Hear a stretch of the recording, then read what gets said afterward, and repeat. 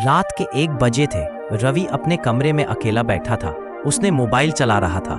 अचानक उसके फोन पर एक अननोन नंबर से कॉल आया। उसने उठाया। दूसरी तरफ से उसकी ही आवाज आई, फोन मत उठाना, वो तुम्हारे पीछे खड़ा है। रवि का दिल जोर से धड़कने लगा। उसने धीरे धीरे पीछे मुड़कर देखा, लेकिन वहां कोई नहीं था। डराते हुए उसने फिर फोन देखा। कॉल अभी भी चालू थी और तब उसके कमरे की लाइट अपने आप बंद हो गई।